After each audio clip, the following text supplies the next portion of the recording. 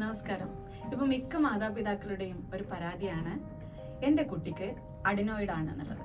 ശരിക്കും അഡിനോയിഡ് എന്ന് പറയുന്നത് 2 വയസ്സ് മുതൽ 12 വയസ്സ് വരെ അല്ലെങ്കിൽ 15 വയസ്സ് വരെയുള്ള കുട്ടികളുടെ മൂക്കിന്റെ പിറകുവശത്ത് അല്ലെങ്കിൽ തൊണ്ടയ്ക്ക് മേൽഭാഗത്ത് കാണുന്ന ഒരു ഗ്രന്ഥിയാണ്. അത് ഇൻഫെക്ഷൻ കാരണം, ബാക്ടീരിയൽ വൈറൽ ഇൻഫെക്ഷൻ കാരണമോ അല്ലെങ്കിൽ അലർജി കാരണമോ അത് വലുതാവുന്നത് കൊണ്ടാണ് നമ്മൾ അഡിനോയിഡ് ഹൈപ്പർട്രോഫി എന്ന് പറയുന്നത്. 3 തരത്തിലുള്ള പ്രോബ്ലംസ് ആണ് കുട്ടികളിൽ കാണുന്നത്.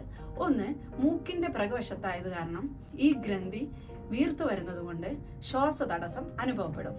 മൂക്കടപ്പ്, മൂക്ക് കൊണ്ട് സംസാരിക്കുക, വായ തുറന്നു വെച്ച് ഉറങ്ങുക, ഉറക്കത്തിൽ കൂർക്കം വലിക്കുക തുടങ്ങിയ പ്രോബ്ലംസ് ഉണ്ടാവും. ചില കുട്ടികൾക്ക് വായനാറ്റം ഉണ്ടാവും, ഇടയ്ക്കിടയ്ക്ക് പനി വരാറുണ്ട്. അതുപോലെ വായ തുറന്നു വെച്ച് ഉറങ്ങുന്നത് കൊണ്ട് പല്ല് പൊങ്ങി കുട്ടികളുടെ മുഖത്തിന്റെ രൂപത്തിന് വ്യത്യാസം വരാറുണ്ട്. അതിന് അഡിനോയിഡ് ഫേസിസ് എന്ന് പറയും.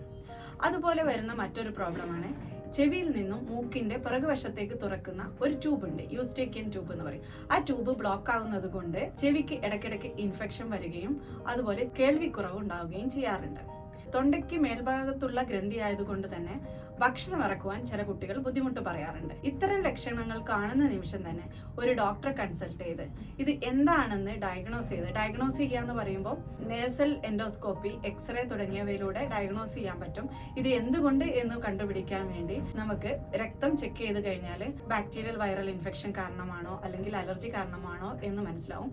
ഇത് എന്താണെന്ന് കണ്ടുപിടിച്ച് ഇപ്പൊ അലർജി കാരണമാണെങ്കിൽ ഹോമിയോപ്പതിയിൽ അലർജിക്കുള്ള മരുന്ന് കൊടുക്കുകയാണെങ്കിൽ ഇത് നമുക്ക് കംപ്ലീറ്റ് ആയിട്ട് മാറ്റാൻ പറ്റും.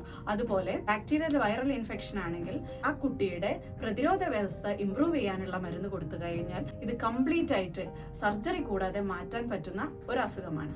അതുകൊണ്ട് തന്നെ ഇത്തരം ലക്ഷണങ്ങൾ കാണുന്നുണ്ടെങ്കിൽ ഒരു ഡോക്ടറെ കൺസൾട്ട് ചെയ്ത് ചികിത്സ തേടുക. Thank you.